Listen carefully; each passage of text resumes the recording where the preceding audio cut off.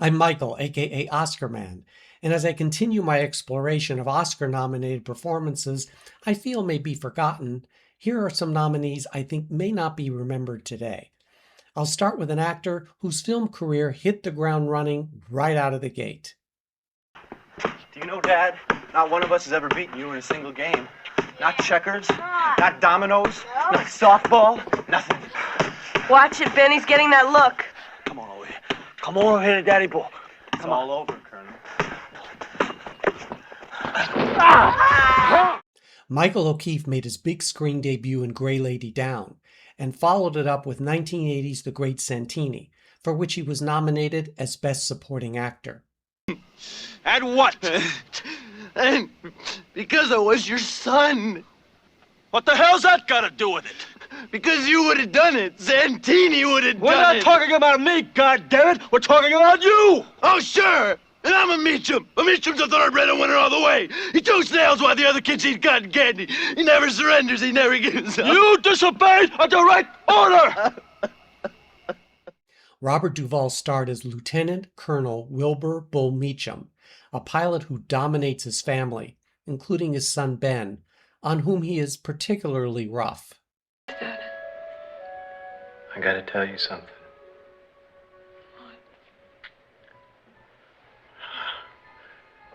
I used to pray for his plane to crash. I really did.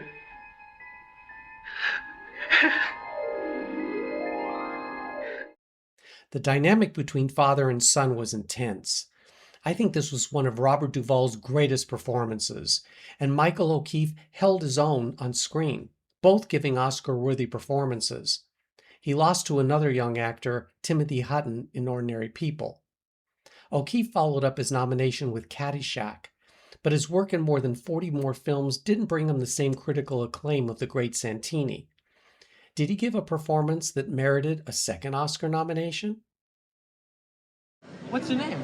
Debbie. You know, I always thought I looked like Sandra Dewey. Oh, yeah, well, you look a lot like her, too. Yeah, is this your car? Yeah. I'm Terry the... well, they usually call me Terry the Tiger. Yeah, it's really tough looking. What school you go to? Dewey? Cantlay Rubber? Yeah, I got a 327 Chevy in it. It's got 6 drum brakes. Candy Clark was also Oscar nominated for her second film. She made her debut in 1972's Fat City, and the next year co-starred in American Graffiti as Debbie. Why do you kill little animals? I think that's terrible. Oh, well, yeah. I figured with bears, though, it's me or them. You know, I think you're really neat. Wait a second. Oh, I'm sorry. I didn't mean it. I don't know. I guess maybe it's the booze or something. I don't know what it came from. As the rebellious girl with blonde cotton candy hair, Candy Clark managed to stand out amongst a mostly unknown cast who had much showier roles. Can you loan me $1? Are you for real? Come on. Girls don't pay, guys pay. Yeah, well, see, I've only got a 50 and he doesn't have change. Well, I can't believe this. I really cannot believe this. Here.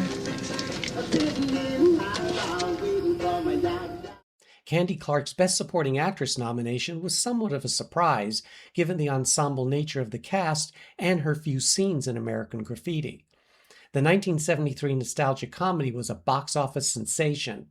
Made on a shoestring budget, the film was the second feature directed by George Lucas, who went on to make a few movies you may have heard of. As for Clark, she lost to Tatum O'Neal in Paper Moon, and went on to appear in mostly forgettable films, including her repeating her role as Debbie in more American Graffiti.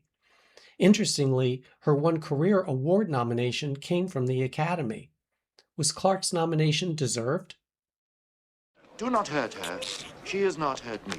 Give me my property, or the country will be drenched in blood. Will it indeed, madam? Well, not with this. It's a fruit knife. Wouldn't cut a cabbage. Sir Nigel Hawthorne received his only Oscar nomination for Best Actor in 1994's The Madness of King George. Have one very big idea balancing the books. And a very good idea it is to have, too. What? The best. And one with which I absolutely agree. As I agree with you, Mr. Pitt, on everything. As King George III, Hawthorne's portrayal of the ruler's oftentimes curious behavior was praised for its comedic moments. Could we mention the stool this time? Oh, the stool, the stool. My dear peeps, the persistent excellence of the stool has been one of this disease's most tedious features. When will you get it into your head that one can produce a copious, regular, and exquisitely turned evacuation every day of the week and still be a stranger to reason? Sir Nigel Hawthorne originated the role of King George on stage, and he won a BAFTA award for his film performance. However, the Oscar for Best Actor that year went to Tom Hanks in Forrest Gump. Though not a household name in America, Nigel Hawthorne appeared in more than 30 films and 50 television shows, in addition to his work in British theatre. Winner of a Tony Award along with more than a dozen accolades for his work in England. Sir Nigel Hawthorne died in 2001 at the age of 72. It's the other platform, isn't it? You have to run. Don't bother about me. Mine's not due for a few minutes. Can I see you again? Yes, of course. Perhaps you'll come out to Ketchworth one Sunday. It's rather far, I know, but we should be delighted. Please. Please. What is it? Next Thursday, the same time. No, I couldn't possibly. Another Britisher of stage and screen was Dame Celia Johnson, nominated for Best Actress in 1946's Brief Encounter. I stood there and watched his train draw out of the station. I stared after it until its tail light had vanished into the darkness. I imagined him getting out at Shirley, giving up his ticket, walking back through the streets, letting himself into his house with his latchkey. Based on a one-act play by Noel Coward, Brief Encounter told the story of two married strangers who meet on a train and engage in an intense emotional affair that disrupts their otherwise unconventional lives. This misery can't last. I must remember that and try to control myself. Nothing lasts, really. Neither happiness nor despair. Not even life lasts very long. There'll come a time in the future when I shan't mind about this anymore. When I can look back and say quite peacefully and cheerfully how silly I was. Truly an actor's showcase, Brief Encounter was a moderate success in the UK, but received a strong critical and commercial reception in the US. Celia Johnson's performance was singled out by the Academy and New York film critics and remained her most famous role. Best Actress that year went to Olivia de Havilland in To Each His Own, certainly not one of her strongest performances. Throughout her film career, Johnson was nominated for several BAFTA awards and won for her memorable supporting performance in The Prime of Miss Jean Brodie. Focusing her career mainly on the stage, Dame Celia Johnson died in 1982 at the age of 73. Now hear me. I am the leader of my people. They do not betray me, and I do not betray them. We fight for our land against Americans who try to take it.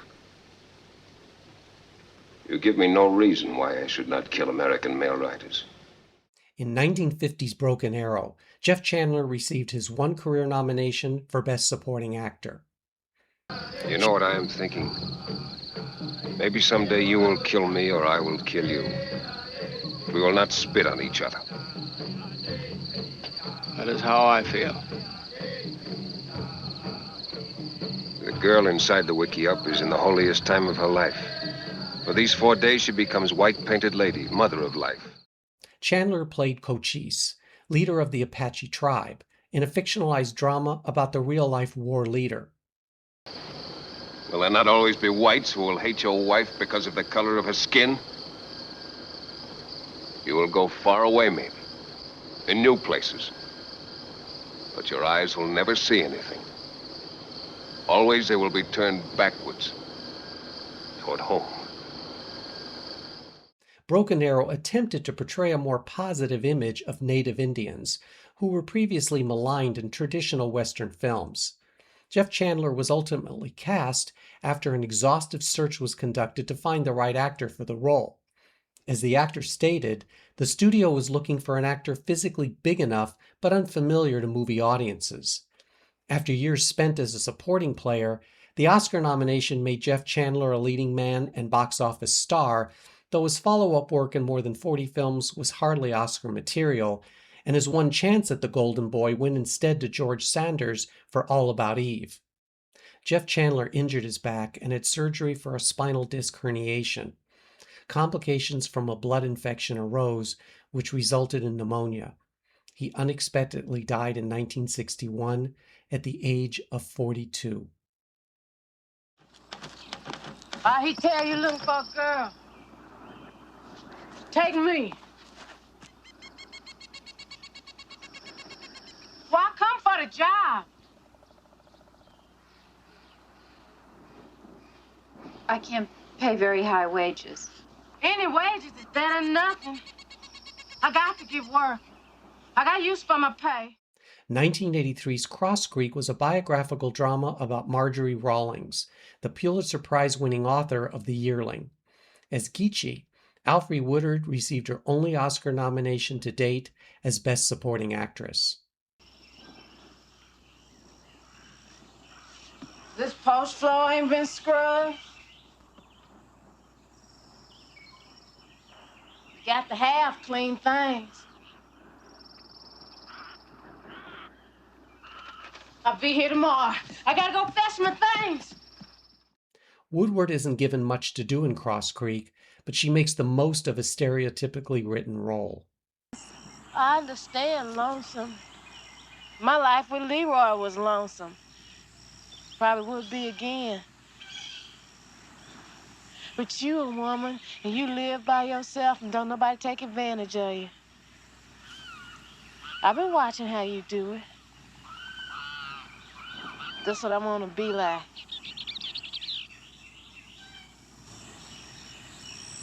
That's something I learned off of you.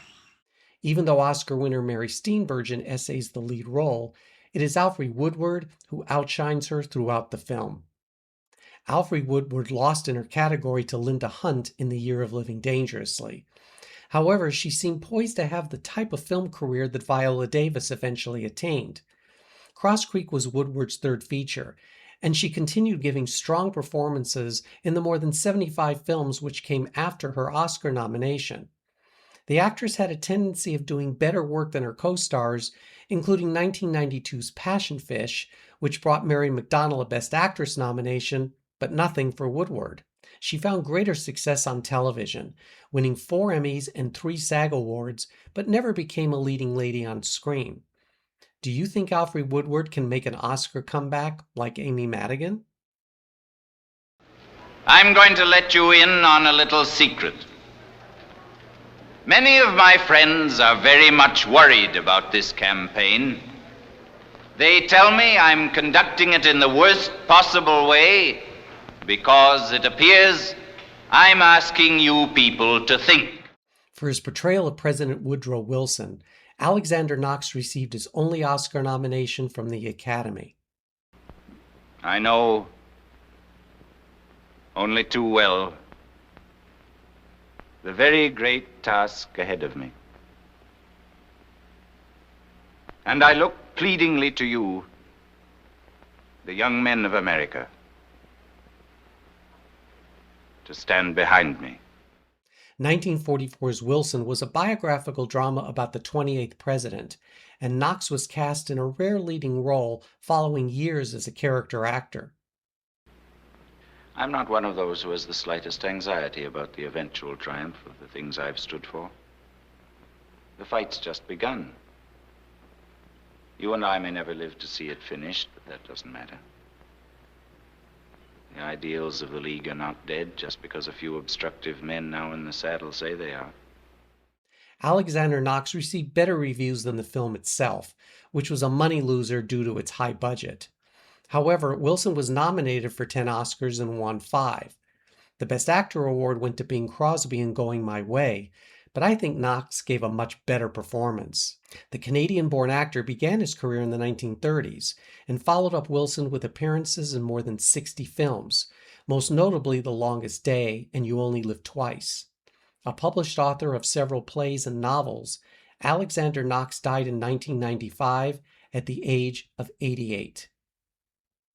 Before I conclude with an actress who seemingly never turned down an acting gig, I want to acknowledge you for watching this video. Once considered a Super Bowl type of television event, Oscar has lost a little of his luster over the years. Maybe it's the industry itself and the quality of films which don't equal those of the golden years. Nonetheless, our special group of Oscar nerds who love his history is what brings us together each week, and your viewership is so very much appreciated. If you're not yet a subscriber to the channel, be sure and join us for new videos and daily polls where you vote like an Academy member. If you hit the like button and share this with others, we can continue growing the channel and show the world that Oscar is still the king. Look at me! Oh, no! It hurts! It hurts!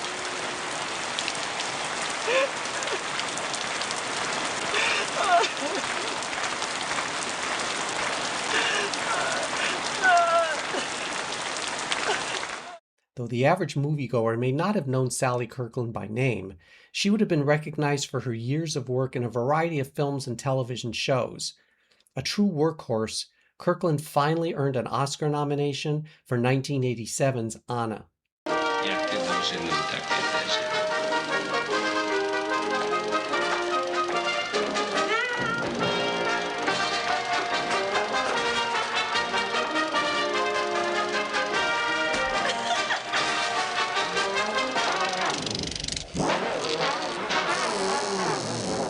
Sally Kirkland's performance brought her to the attention of Academy members, with a little, big push by the actress herself. I nearly killed a man in Prague one day. He was backstabbing, and he was offending my country. We were in a club and he was drunk and he stood up on a table and he lifted up his champagne and he said, "Czechs are finished." And then he pulled down his pants and he pissed on the Czech flag on the table. I picked up the nearest ashtray, I smashed it on his head, and I broke his skull and nearly killed him. The Los Angeles Times called Sally Kirkland one of the best actresses of the decade. She had previously appeared in such films as The Sting, The Way We Were, and Private Benjamin before landing the title role in Anna, for which she learned to speak both Polish and Czechoslovakian.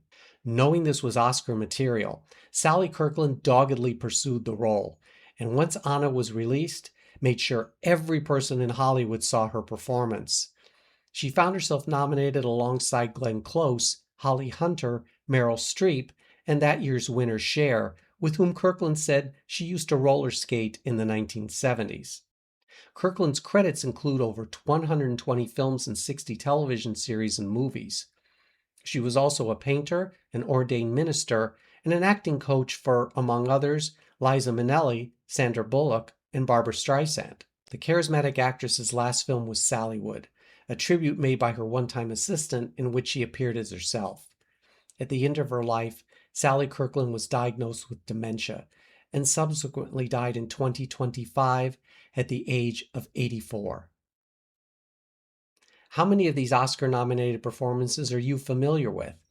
While several of the actors may be remembered today, I wonder how many have forgotten about the films which brought them a nomination. Let us know your thoughts. And until we meet again, here is Sally Kirkland's unabashed reaction to winning the Golden Globe for her performance in Anna. Oh, I am so honored. This is to the Hollywood Foreign Press. I know it's supposed to be short. All 88 of you. I want to take each one of you home tonight.